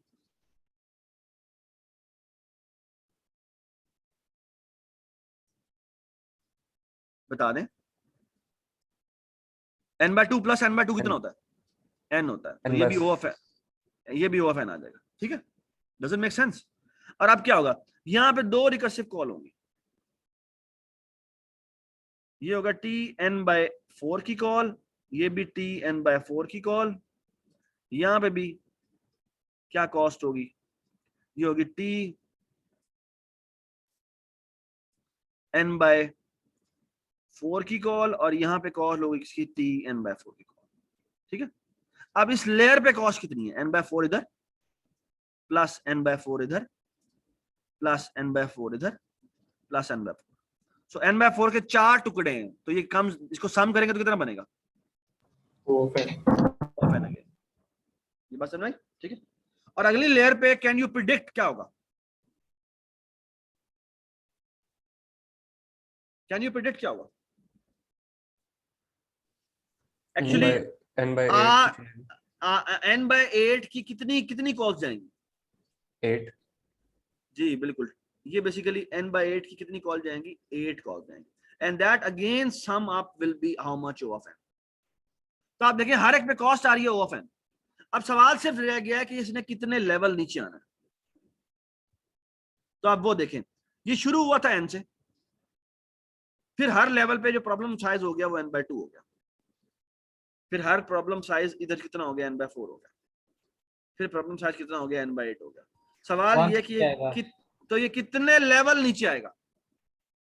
log n जी, ये तक O ऑफ 1 नहीं होता। So this comes out to be कि मेरे log n लेवल्स हैं और हर लेवल पे कॉस्ट कितनी आ रही है?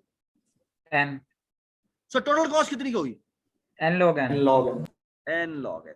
और ये कैसे आया? ये ऐसे आया कि बेसिकली O ऑफ n एक दफा ऐड हुआ, फिर एक दफा n अगले लेयर पे दोबारा ऐड हुआ, फिर ये करते करते करते आखिरी लेवल तक हमने इसको ऐड किया। That comes out to be n log n। So ये सॉरी, ये वेरिएबल ये होना चाहिए n log, ठीक है। सो ये थी पहले लेवल की कॉस्ट, ये सेकंड लेवल की कॉस्ट, और ये हमारी log nth लेवल की कॉस्ट। तो सर ये log n तक कैसे, ये log n लेवल्स तक क्यों जाएगा? जरा ये बता दीजिएगा, मुझे थोड़ी कंफ्यूजन हो देखो रही पहला प्रॉब्लम साइज है n साइज का, ठीक है। अगली लेवल पे मेरे प्रॉब्लम साइज कितना हो जाता है? n by 2 हो जाता है ना। ये Yes. दो तो बेसिकली अगली दफा n, उससे अगली दफा n, सारे प्रॉब्लम n by 8 4 साइज के हो जाएंगे। तो कितने लेवल नीचे जाना है इसमें जब तक ये जो डिवाइड बाय 2 हो रहा है वो उसको 1 तक ना ले जाए? और वो कितने लेवल होंगे? वो log n लेवल, ठीक है। ओके। सो मर्ज सॉर्ट की कॉम्प्लेक्सिटी कितनी है जी? n log n। So this algorithm will take how much time? n log n time. ठीक है, ये आपकी असाइनमेंट का भी सवाल है। ठीक है, अच्छा अब एक और मजे की बात बताऊंगा। There is a famous quick sort, there is a very famous algo called quick sort. चाहिए जो क्विक सॉर्ट, क्विक सॉर्ट कैसे काम करता है कि इसको एक अरे मिलती है, ठीक है, और ये इसका एस आई होता है और ये इसका ई आई होता है। ठीक है, तो क्विक सॉर्ट कैसे काम करता है? क्विक सॉर्ट बड़ा मजेदार तरीके से काम करता है और वो काम ये है कि बेसिकली अगर आपने याद हो, मैंने नट्स एंड बोल्ट्स की मैंने वीडियो भी दिखाई थी आपको। तो सबसे पहले ना एक काम करता है, इसका नाम फंक्शन है, इसका नाम है पार्टीशन, जिसको मैं सेग्रीगेट भी कहता हूँ। और पार्टीशन में वो अरे भेजता है, एस आई भेजता है और ई आई भेजता है। ये मैं भी बताता हूँ ये क्या करता है। ये ना एक आपको एक पार्टीशन इंडेक्स देता है, ठीक है। अच्छा पार्टीशन क्या करता है, ठीक है, ये मैं आपको सिर्फ अभी बता रहा हूँ वो ये क्या करता है कि ना ये मेरे पास एक अरे मिली हुई है, ये पूरी की पूरी एक अरे थी, ठीक है, ये इस अरे का एक पोर्शन है, इस अरे में ये एक एस आई है और ये एक ई आई है, ठीक है। ये अरे चली जा रही है, ये करता क्या है, कोई पार्टीशन क्या करता है, वो कहता है हाँ भाई जितनी मुझे अरे मिली हुई है ये, ठीक है ना, इसके अंदर वो एक रैंडम इंडेक्स लेता है। क्या लेता है? रैंडम इंडेक्स लेता है, ठीक है। और वो बड़ा आसान है निकालना, कैसे कि random index will be equal to E I minus S I, ये इसने रेंज निकाल ली और +1 किया, और बेसिकली इन दोनों के दरमियान में बेसिकली एक रैंडम नंबर जनरेट करना है। तो वो बेसिकली क्या करेगा, ये मेरा बेसिकली ये मेरी रेंज आ जाती है, इसको मैं रेंज कह लेता हूँ। तो वो बेसिकली क्या करेगा, वो एक रैंडम नंबर जनरेट करेगा, इसका वो मॉड ले लेगा इस रेंज के साथ। तो ये बेसिकली एक नंबर आ जाएगा इस रेंज के। अब यानी अगर फॉर एग्जांपल ये एस आई मेरा 100 है और ये मेरा 199 है, तो ये कितना आना चाहिए, ये 100 मेरा 100 से लेकर 199 के दरमियान कोई नंबर आना चाहिए, ठीक है। तो जब ये रैंडम नंबर जनरेट करेगा और ये बेसिकली 100 से डिवाइड करेगा, तो ये मेरा नंबर बिटवीन आ जाएगा 0 to 99, ठीक है ना। और अब क्या करता है, इसके अंदर एस आई ऐड कर देता है, तो ये मेरा रैंडम इंडेक्स आ जाता है। ये बात समझ आई? अब इस रैंडम इंडेक्स के ऊपर जो वैल्यू पड़ी हुई है उसको वी कह देते हैं। तो वो क्या करता है, इस अरे की आर आई इंडेक्स पे जो वैल्यू पड़ी है उसको वी कह देते हैं, ठीक। उसके बाद आपको याद होगा CFP में हमने एक सवाल किया था, हमने याद है क्या था, सेग्रीगेट। सेग्रीगेट क्या करता, हम कहते हैं भाई ये जो रेंज तुम्हें मिली हुई है इसमें से छोटे एलिमेंट लेफ्ट पे कर दो, तो वो तमाम एलिमेंट जो कि वी से छोटे हैं वो लेफ्ट पे कर दो, तो ये सारे एलिमेंट लेस देन वी इधर आ जाएंगे, ग्रेटर देन वी एलिमेंट सारे इधर आ जाएंगे, और दरमियान में इस वी को प्लेस कर दो, ठीक है, जो भी आपने ARI वैल्यू उठाई थी। ये बात समझ। और वो लिखने का तरीका कार क्या है वो मैं भी आपको बता देता हूँ, ठीक है। मैंने आपको याद करा देता हूँ, बड़ा आसान सा तरीका था, याद है? तो वो याद है क्या तरीका था, हम करते थे सेग्रीगेट। सेग्रीगेट में एक अरे पास हो रही है और एक क्या पास हो रहा है, एक लेट से SI वैल्यू, सो लेट से साइज पास हो रहा है। तो मैं सेग्रीगेट लिख रहा हूँ, मैं पार्टीशन लिख रहा हूँ, पार्टीशन आपको देखेंगे, आपकी एक्सरसाइज का सवाल है। और एक वैल्यू T है जो पास हो रही है, तो हम करना क्या चाहते हैं, हम तमाम वैल्यू जो T से छोटी है वो लेफ्ट पे करना चाहते हैं और जो ग्रेटर देन है वो राइट पे करना चाहते हैं, ठीक है। तो हम बेसिकली क्या करेंगे, तो याद है हमने क्या किया था, ये हमारी अरे थी, इसके ऊपर हमने लेफ्ट पॉइंटर रखा था और एक हमने राइट पॉइंटर रखा था। तो वो तमाम वैल्यूज जो कि बड़ी होती, अगर वो बड़ी वैल्यू मिलती जा रही है हम इसको आगे करते जाते हैं, और फिर जैसे ही उसको वैल्यू उसकी बड़ी मिलती है हम रुक जाते हैं। यहाँ से छोटी वैल्यू को हम लेफ्ट पे आते, बड़ी वैल्यू को से हम राइट पे आते जाते हैं। सो हम करते हैं, सो एक हमने लेफ्ट इंडेक्स बनाया जिसकी वैल्यू रखी 0, और एक हमने राइट इंडेक्स बनाया इसकी वैल्यू रखी क्या, इसकी वैल्यू रखी साइज -1, ठीक है। और हम यहाँ पे लिखते हैं वाइल, हाँ जी बताएं क्या लिखेंगे हम, while SI is smaller than T, smaller than और equal to कर देते हैं, ठीक है। तो हम करते जाएंगे SI माइनस, और यहाँ लिखेंगे while, हाँ जी, A right I is greater than T, तो हम क्या करते जाएंगे, RI को माइनस करते जाएंगे, ठीक है। और उसके बाद क्या करें बेटा, तो अब बेसिकली क्या होगा, ये पहले ऐसे इंडेक्स पे रुका होगा जो कि बेसिकली टी से बड़ा होगा, और ये ऐसे इंडेक्स पे रुका होगा जो टी से छोटा या उसके इक्वल होगा, ठीक है ना। और अब उन दोनों को हम क्या कर देंगे, स्वैप कर देंगे। तो यहाँ पे लिखते हैं स्वैप इसको ए आर आई को, एक हम क्या करते हैं ए सर SI को RI एस आई को स्वैप कर देंगे ए आर आई से, ठीक है। उसके ऊपर याद है हमने कंडीशन लगाई थी कहीं ऐसा ना हो कि S I is SI SI less should than be RI. smaller than RI, ठीक है। और यही कंडीशन हमने यहाँ पे भी लगाई थी कि SI should be smaller than RI, और यहाँ होना चाहिए if RI is greater than SI, ठीक है, ठीक है। और इसके ऊपर हम एक और डू वाइल लगा देते हैं, और ये काम हम तब तक करते रहे जब तक क्या हो जाए, SI should be smaller than RI, ठीक है। इस सेग्रीगेट की जो कॉम्प्लेक्सिटी थी वो किसके बराबर थी, वो O of n के बराबर थी, ठीक है ना। सो क्विक सॉर्ट कैसे काम करता है, क्विक सॉर्ट बेसिकली ये जो पार्टीशन है ये सेग्रीगेट ही है, छोटे लेफ्ट पे कर दो, बड़े राइट पे कर दो, और दरमियान में सारे क्या ले आओ जो उसके इक्वल है वो ले आओ, ठीक है। ये बात समझ। अभी हम अज्यूम करते हैं वो तमाम की तमाम वैल्यूज क्या इक्वल है, एक ही दफा आएंगे, ठीक है ना, सारी यूनिक वैल्यूज पड़ी में। अच्छा, अब बेसिकली वो क्या करता है कि ये जो सारी वी वैल्यू को यहाँ पर रखता है, छोटी यहाँ पर रखता है, बड़ी यहाँ पर रखता है, इस इंडेक्स को वो रिटर्न करता है जिसको पीआई कहते हैं, ठीक है। और ये बेसिकली इसने क्या किया, इसने कहा कि छोटे सारे लेफ्ट पे कर दिए, बड़े सारे राइट पे कर दिए हैं, और वी वैल्यू को इसने यहां रख दिया है। इसने बेसिकली सॉर्टिंग का एक स्टेप किया। क्या स्टेप किया बता सकते हैं आप? इसने सॉर्टिंग का एक स्टेप किया, वो क्या स्टेप है? एक एलिमेंट अपनी सही जगह पे ले आया। शाबाश। और अब हम बेसिकली क्या करेंगे, हम दोबारा से क्विक सॉर्ट कॉल करते हैं, ठीक है। और ना सिर्फ लेकिन वो उसने सही जगह पे ले आया और उसने ये कह दिया कि जो छोटे हैं वो लेफ्ट पे कर दिए, बड़े राइट पे कर दिए, तो इनको इनसे कंपेयर करने की जरूरत नहीं है। तो उसने बेसिकली क्या किया, यहाँ पे अरे भेज देगा, यहाँ पे SI भेज देगा, यहाँ पे PI-1 भेज देगा, और यहाँ पे भी क्विक सॉर्ट कॉल करेगा, और यहाँ पे A भेज देगा, यहाँ पर PI+1 भेज देगा, और यहाँ पर क्या भेजेगा, EI। इसकी रिकरेंस क्या होगा? मैं इसकी आज एक कहता हूँ, इसकी वर्स्ट टाइम कॉम्प्लेक्सिटी में रिकरेंस क्या होगी। और बाय द वे ये यहाँ पर है, if SI is greater than और इक्वल टू EI, तो हम क्या कर देंगे, रिटर्न करेंगे, ठीक है।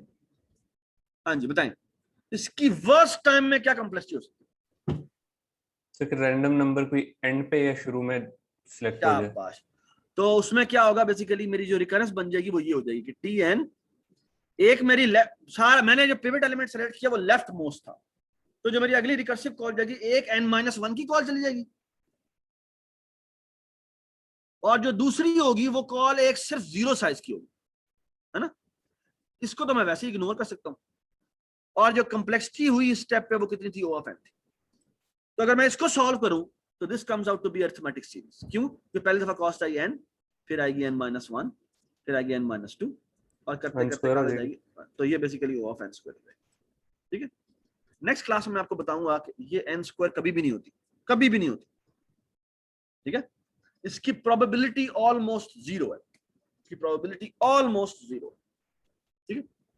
ये होने की probability is nothing, is actually it's impossible to do, and that's why whenever you take a data, quick sort performs better than any algorithm. और बेसिकली इसके ऊपर हम बात करते हैं थोड़ी देर बाद, ठीक है। अच्छा,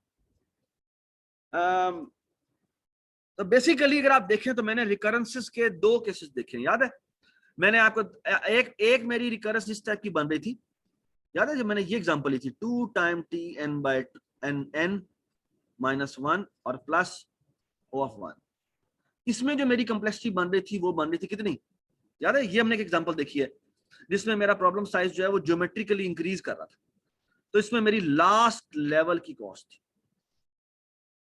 और एक हमने और एग्जांपल देखी थी जिसमें हमने कहा Tn is equal to Tn/2 plus n square, that was first level की कॉस्ट। और थर्ड एक बड़ी जबरदस्त चीज बनती है, वो है Tn इज इक्वल टू, जैसे एग्जांपल थी 2 Tn/2 plus n। And that comes out to be कि हर लेवल पे जो कॉस्ट है वो सेम आ रही है, that comes out to be number of levels multiply by cost of every level and that is n। ठीक है, ठीक है। इसी को मैं अब आप जनरलाइज करने लगा हूं। ये जो 3 केसेस आपने देखे हैं ना, ये 3 केसेस आपको अभी नजर आने लगे हैं जनरलाइज केस में, जिसे कहते हैं मास्टर थ्योरम। एम ही नाम रखा हुआ है इसका, मास्टर थ्योरम। एम ही, मुझे तो ये पसंद ही नहीं है इसका नाम, मास्टर थ्योरम। अच्छा, वो कहता है कि ऐसा करें भाई, मुझे जेनेरिक सोल्यूशन निकाल के दिखाएं कि अगर मेरी रिकरेंस ऐसी हो, क्या Tn इज इक्वल टू ए मेरा एक्सपेंशन फैक्टर है जी, सॉरी ए मेरा है कितनी एक्सपेंशन फैक्टर मतलब कितनी रिकर्सिव कॉल हो रही है, और मेरा प्रॉब्लम साइज रिड्यूस हो रहा है n/b से, और हर एक पे जो कॉस्ट आ रही है वो n to the power c आ रही है। तो अगर आप देखें तो ये मैंने रिकरेंस बनाई है, इसके अंदर 3 पैरामीटर थे। क्या क्या पैरामीटर थे बताएं मुझे? A, B और C। A, B और C हैं, and all of them has to be greater than और इक्वल टू 1। ठीक है, ठीक है। फिलहाल मैं ग्रेटर देन इक्वल टू 1 कह रहा हूं, ये 1 ना भी हो तो भी पॉजिटिव वैल्यू होनी चाहिए बस, बेसिकली। ठीक है ना, ये बात समझ में आ गई बात? ठीक है, ग्रेटर देन और इक्वल टू 0 होना चाहिए। ठीक है, something like that. Actually strictly greater than 0 होना चाहिए। ठीक है, they are all positive numbers. ठीक है, अच्छा, अब हम एक मजेदार काम करने लगे, इसको सॉल्व करने लगे। अच्छा, मुझे एक बात बताएं, अगर मैं ये आपको बता दूं कि n/b है तो ये कितने लेवल नीचे जाएगा? फौरन नहीं बता दे मुझे। log n, log क्या? log क्या? n log base b- 2 log log n base b। शाबाश। सो log n base b, ये इतने लेवल नीचे जाएगा। ये समझ में आ गई सबको बात? ठीक है, सबको ये बात समझ में आ जानी चाहिए कि ये log base bn जो है वो नंबर ऑफ लेवल्स नीचे जाएगा। ठीक है, अच्छा, अब मैं थोड़ा सा मजेदार काम करने लगा, और वो काम ही करने लगा हूं कि बेसिकली आपके सामने इसको सॉल्व करने लगा, और इसमें बेसिकली ये 3 केसेस बनेंगे जो मैंने ऊपर बनाए, लेकिन ये जेनेरिक होगा। ये पॉलिनोमियल चाहे जो मर्जी, यहाँ पे तो पॉलिनोमियल n² आ रही थी ना, आप उस केस में पॉलिनोमियल जो मर्जी आ जाए, और फिर इसका मैं रिपरकशंस दिखाऊंगा आपको। यू विल बी अमेज्ड कि बेसिकली इसका हमने क्या मजेदार काम कर दिया। ये देखिए जी, तो बेसिकली अगर मैं इसका ट्री बनाऊं तो ट्री कैसे बनता है? ये टी है ना, ये मेरे पास कितने इसमें बच्चे होंगे इसके? हाँ, क्या यार, क्या हो गया यार? कितनी रिकर्सिव कॉल जा रही हैं? कितनी रिकर्सिव कॉल जा रही हैं? sorry यार हाथ हो गई यार, तो बस तो ना करो यार। तो इस पे कॉस्ट, इस लेवल पे कॉस्ट कितनी है? n to the power c। इसमें नंबर ऑफ जो बच्चे हैं वो है a, और हर एक पे जो कॉस्ट आ रही है वो कितनी आ रही है? हर प्रॉब्लम साइज हो गया n/b साइज का। तो एक्चुअली इस पे क्या होगा? इस पे कॉस्ट आएगी, ये हो जाएगी n/b की पावर c, और इस पे भी कॉस्ट कितनी हो जाएगी? n/b की पावर c। तो बेसिकली इस पे कॉस्ट आ जाएगी n/b की पावर c, और कितने बच्चे हैं? a। तो बेसिकली ये कॉस्ट हो जाएगी a टाइम n/b की पावर c। ठीक है, किसी को एतराज तो नहीं? अच्छा, आप मुझे एक बात बताएं कि अगर मैंने इस पूरे लेवल को मैंने सम अप कर लिया, आप मुझे बताएं कि ये मेरे इस पे भी दोबारा से ए बच्चे निकलेंगे, इससे भी ए चिल्ड्रन निकलेंगे, और इससे भी ए का मेरा ब्रांच फैक्टर निकलेगा। ठीक है, और हर प्रॉब्लम साइज यहां पे कितने साइज का होगा मुझे बताएं, बता दें। ये n/b था, n/b का भी b होना है, तो कितना हो जाएगा? n/b square. शाबाश, n/b² के मेरे सारे के सारे ये बच्चे होंगे। ठीक है, ये जितने भी मेरी चिल्ड्रन है। ठीक है, और मुझे बताएं इस लेवल पे टोटल नंबर ऑफ चिल्ड्रन कितने होंगे? ये थे a, और हर एक से a निकल रहा है, तो कितने हो जाएंगे?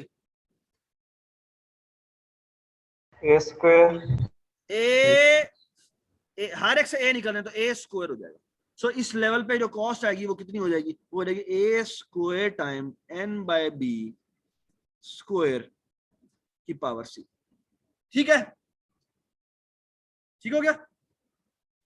अच्छा, अब एक और बात सुनो, कैन यू प्रिडिक्ट नाउ कि इसमें से हर एक ने दोबारा से a चिल्ड्रन निकालने? ठीक है, और हर एक का साइज कितना होगा? n by b power 4 b power 4 किधर आ गया यार? b square n by b square cube को b क्यूब सॉरी तो क्यूब हो जाएगा, ठीक है। और हर एक से अब यहाँ पे a square number of children है, a square number of children है, और हर एक से a और निकलने हैं, तो ये कितना हो जाएगा?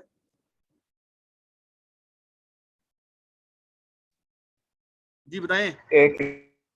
हाँ, a टू द पावर कितना? क्यूब। सो इस लेयर पे टोटल कॉस्ट कितनी आई? हर एक ने बेसिकली n बाय इसका कॉस्ट देनी है, तो वो हो जाएगा n बाय b क्यूब की पावर c a क्यूब, ठीक है। अब मैं इसको सम अप करता हूं, और ये सम अप किसके बराबर होगा? ये होगा n की पावर c। तो मैं अब नीचे नहीं जा रहा, मजीद नीचे नहीं जा रहा, तो ये होगा n की power c plus a time n की पावर c, है ना, n की पावर c b की पावर c, ठीक है। अगला क्या हो जाएगा? a स्क्वायर n की पावर c ओवर b की पावर, हाँ जी बता दें, 2c। ऐसे होगा ना? ऐसे होगा। आगे क्या होगा? a cube. अब ये सिर्फ अलजबरा रह गई है, ठीक है, तो कुछ समझ में ना भी आया तो परेशान होने की जरूरत नहीं है, आप खुद ही अलजबरा से को घर जाके सॉल्व कर दीजिएगा। n की पावर c डिवाइडेड बाय ये हो जाएगा b की पावर 3c, ठीक है। और अगला क्या हो जाएगा? a की पावर 4 n की पावर c का c रहेगा डिवाइडेड बाय b की पावर 4c, ठीक है। ये समझ में आ गई बात?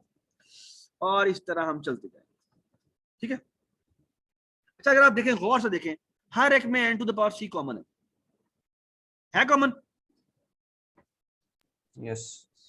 तो ये बेसिकली समेशन बन जाता है n की power c 1 plus a over b की power c plus a over b की power 2c plus a over b की पावर 3c प्लस सॉरी ये a स्क्वायर हो जाएगा, और यहाँ पे a क्यूब आ जाएगा, यहाँ पे a की पावर 4 डिवाइडेड बाय b की पावर 4c हो जाएगा, ठीक है। ये सबको समझ में आ गई बात? ठीक है। अब मैं आगे इसी को सॉल्व करता हूँ, ठीक है। तो ये क्या लिखा हुआ है? n की power c 1 plus a over b की power c plus a square over b की power 2c plus a cube over b की पावर 3c प्लस चलता जा रहा है, ठीक है, ठीक है। अच्छा, अब थोड़ा सा ना मजे का काम कर लेते हैं। मजे का काम क्या है? मजे का काम ये है, मुझे एक बात बताएं, isn't what is this? What is this?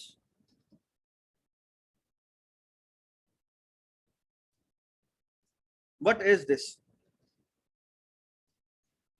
Geometric series. Geometric series जी, क्योंकि इसको मैं बेसिकली लिख सकता हूं क्या? इसको मैं लिख सकता हूं 1 प्लस a ओवर b की पावर c, ठीक है, प्लस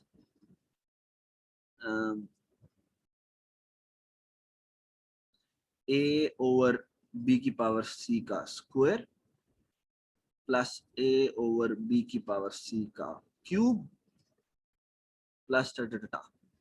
तो बेसिकली अगर आप देखें तो दिस इज ज्योमेट्रिक सीरीज, और ये बाय द वे n की पावर c आ रहा है साथ साथ, ठीक है। तो this is basically, this thing is basically geometric series, geometric series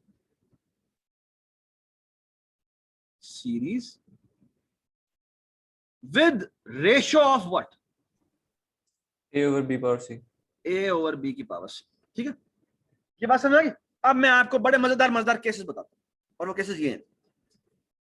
मुझे एक बात बताएं, अगर a is greater than b की power c, if a is greater than b की पावर c, इसका मतलब क्या है? इसका मतलब कुछ ये है, इसका मतलब कुछ बेसिक, एक minute, a is greater than, a is smaller than, sorry, पहले मैं a is smaller than, ठीक है। अगर मैं कहूं कि this is my case 1,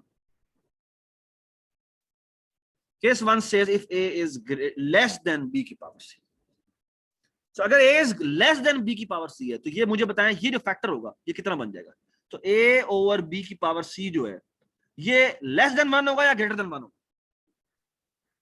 less than less 1, than 1. Less than 1। Less than 1 होगा। इसका मतलब है कि जो मेरी ऊपर वाली ज्योमेट्रिक सीरीज है वो इंक्रीजिंग ज्योमेट्रिक सीरीज होगी या डिक्रीजिंग ज्योमेट्रिक सीरीज होगी? डिक्रीजिंग। डिक्रीजिंग। तो इसका मतलब है वो डिक्रीजिंग ज्योमेट्रिक सीरीज होगी। और डिक्रीजिंग ज्योमेट्रिक सीरीज का मतलब क्या है? 2 के इक्वल हो जाएगी। So basically this summation will be less than, so this summation will be equal to n to the power c time some constant, ठीक है ना? जो हमें पता है कि अगर अगर 2 के फैक्टर से 1/2 वगैरह हो रहा है तो वो 2 होता है, ठीक है ना? तो वो 2 से ज्यादा नहीं होगा, ठीक है ना? एक्चुअली 2 नहीं होता, ये तकरीबन कोई कांस्टेंट होता है, क्योंकि अगर ज्योमेट्रिक सीरीज अगर 1.5 का फैक्टर अगर आ जाए ना तो वो फिर थोड़ा सा 2 से बड़ा हो जाता है, लेकिन कांस्टेंट रहता है फॉर ऑल प्रैक्टिकल पर्पस। ये समझ में आई बात या नहीं समझ में आई? क्योंकि देखो ना आंसर क्या होता है, वो होता है a over, so a is the first term over 1 minus r आता है। तो अगर r की वैल्यू 1/2 है तो ये 2 टाइम हो जाएगा, लेकिन अगर r की वैल्यू लेट्स से 0.1 है तो ये जो फैक्टर हो जाता है वो हो जाता है a, और ये हो जाएगा कितना, ये हो जाएगा 9/10, तो ये 10/9 हो जाएगा। अब ये थोड़ा सा बड़ा नंबर है, सो एक्चुअली 9/10 होगा। हाँ अच्छा, अगर ये फैक्टर अगर 9 है, r की वैल्यू 0.9 है तो ये कितना हो जाएगा, ये 0.1 सर हो जाएगा। आपने बोला तो फैक्टर कितना हो जाए 1.5? नहीं, मैं कह रहा हूँ अगर मेरा फैक्टर जो r का फैक्टर है वो मेरा फैक्टर है लेट्स से 0.9, तो ये हो जाएगा a ओवर 1 माइनस r होता है ना, तो 1 माइनस 0.9 हो गया, तो ये हो जाएगा कितना, 0.1 हो जाएगा, तो ये 10 टाइम a के बराबर आ जाएगा, ठीक है ना? सो बस हमें तो बेसिकली मैं क्या चाह रहा हूँ, ये सिर्फ कांस्टेंट होता है, ये जो भी है ये कांस्टेंट होगा, ठीक है ना? सो अगर मेरी ये अगर a is less than b, a is less than b to the power c है तो ये डिक्रीजिंग ज्योमेट्रिक सीरीज बन जाती है। तो उस केस में ये मेरा बाउंड होगा वो होगा bounded by the first term, so bounded by first term, ठीक है? सेकंड केस ले लेते हैं, अगर मेरा a इज ग्रेटर देन हो जाए b की पावर c के, कैन यू टेल मी क्या होना चाहिए इसका कॉम्प्लेक्स? वो होगी bounded by the last term, है ना? क्या हो जाएगी, है ना? अच्छा, अब सवाल सिर्फ ये है कि अगर ये केस हो तो ये केस है, अगर a is greater then b c, इसका मतलब है कि bounded by the last term. अब सवाल ये कि मेरी लास्ट टर्म क्या होगी, मेरी लास्ट टर्म होगी a ओवर b की पावर c की पावर होगी कितने लेवल्स ऊपर जा रहा है, वो कितने लेवल्स होंगे जो कि नीचे जा रहा था, याद है?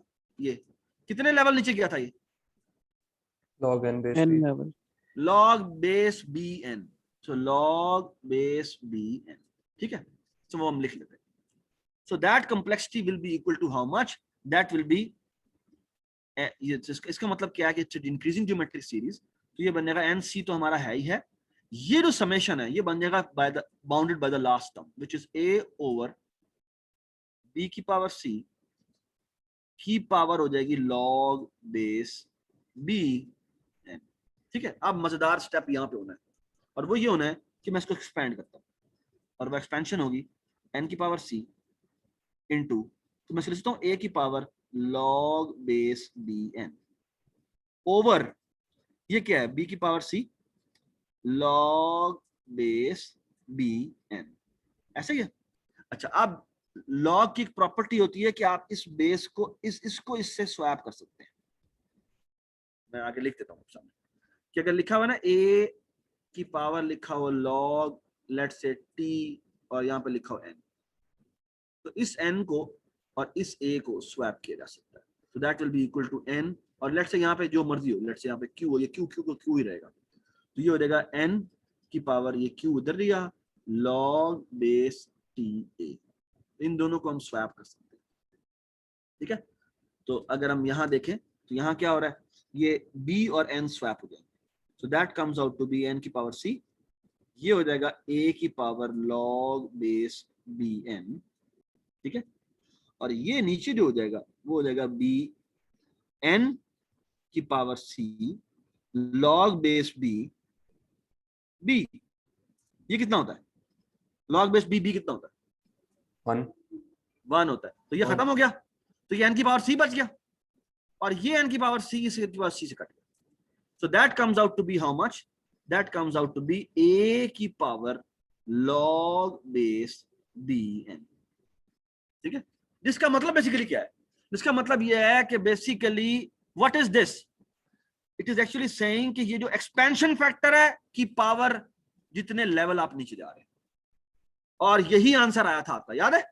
एक्सपेंशन फैक्टर, ये देखिए जी क्या आया था आंसर आपका? एक्सपेंशन फैक्टर जो कि 2 है। एक मिनट यार, मैं इसको चैट लोगों को पता क्या मसला है। सरफराज, एक मिनट आखिरी बात। एक्सपेंशन फैक्टर जो कि 2 है की पावर हो जाएगा कितना? जो कि आपके नंबर ऑफ लेवल्स हैं, जो कि कितना है? n-1। Does it make sense?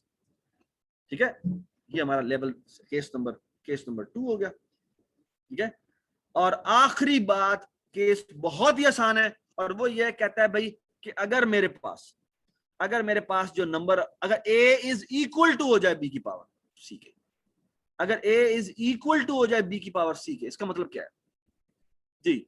इसका मतलब है कि ये इक्वल टू है, तो ये a डिवाइड बाय b की पावर c किसके बराबर हो जाएगा? इक्वल है ना, तो किसके बराबर हो जाएगा? 1। ये भी 1 हो जाएगा, ये भी 1 हो जाएगा, 1 हो जाएगा। तो ये कितने लेवल नीचे आया? log base bn।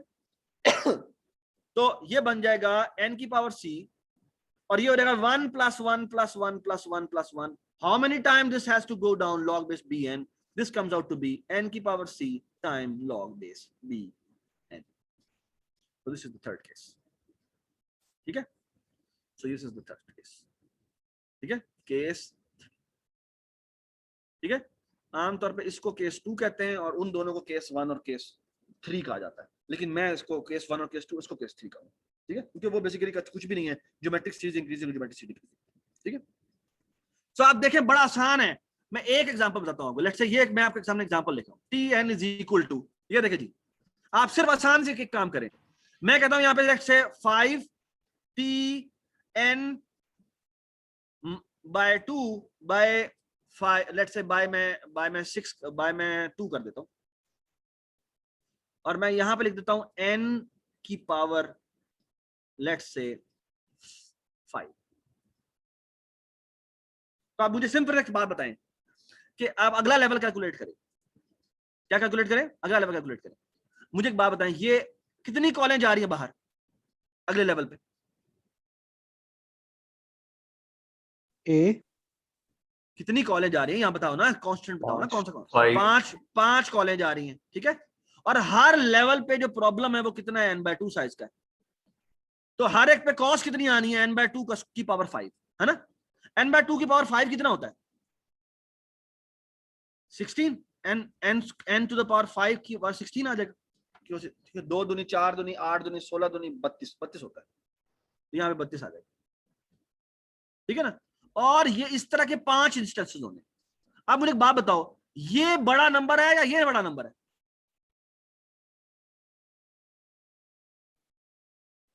बताएं जी, कौन सा बड़ा नंबर है? बड़ा, ऊपर वाला बड़ा है। तो इसका मतलब है ये डिक्रीजिंग ज्योमेट्रिक सीरीज है। इसका मतलब है इसकी कंप्लेक्सिटी कितनी होगी?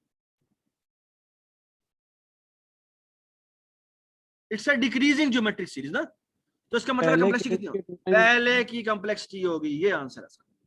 अब मैं आपके सामने एक और इक्वेशन लिखता हूं, tn is equal to 5t n/5 plus n²। अब क्या होगा बताएं मुझे, बता दें मुझे क्या होगा? 5 का है फैक्टर, और हर एक पे कंप्लेक्सिटी, और n/5 हो जाएंगे। तो ये आ जाएगा 5 प्रॉब्लम्स हैं, हर एक का n²/25 आ जाएगा, and that comes out to be n²/5। ये अगेन डिक्रीजिंग ज्योमेट्रिक सीरीज है। क्या कंप्लेक्सिटी होगी? सेम पहले n²। सॉरी।